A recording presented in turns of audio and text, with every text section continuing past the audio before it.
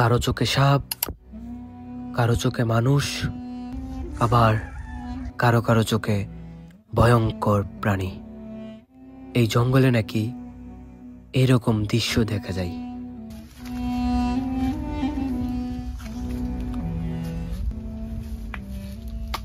আবার এক এক সময় ভয়ঙ্কর প্রাণীর রূপ ধারণ করে।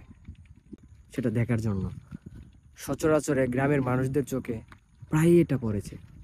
তো ভিডিও লম্বা হবে না, সাথে থাকেন। কিন্তু চলে আসছি সেই জঙ্গলে। এসে যেটাই আমার চোখে পড়লো সেটা হলো এই যে এখানে, সেটা কয়েকশো বছরের পুরনো একটি গাছ। গাছ নেই, শুধু তার গোড়া আছে। দেখেন, এটাকে প্রায় অনেক বছর হলো কাটা হয়েছে, কিন্তু আদৌ সেই গাছটি মরেনি, মানে একদম তাজা।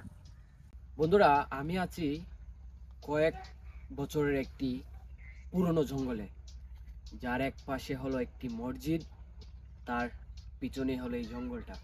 প্রায় অনেকের চোখেই এই জিনিসটা পড়েছে।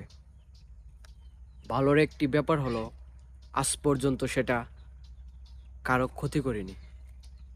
এটা কি আদৌ কি মানুষের ক্ষতি করবে, সেটা কেউ জানে না। গ্রামের মানুষের মুখ থেকে শুনেছি এই জঙ্গলে আসলে নাকি বিভিন্ন প্রকারের জিনিস পাওয়া যায়। এই জঙ্গলের ভিতরে আইসা হলো একটা জিনিসই দেখতে পারলাম, সেটা হলো এই একটি হাড়ি। সেই হাড়িটা কে এই জায়গায় রেখে গেছে, কিসের জন্য রেখে গেছে, সেটা আমরা জানি না। এই জঙ্গলে কে হাড়ি রাখবে? হাড়ির কোনো কাজ নেই। এই হাড়িটা কোথা থেকে আসলো?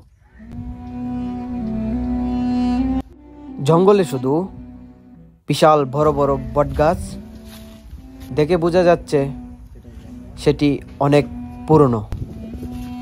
অনেক সময় থাকার পর, অনেকক্ষণ খোঁজাখুঁজির পর অলৌকিক কিছু আমাদের চোখে পড়ল না, শুধু পড়ল একটি হাড়ি।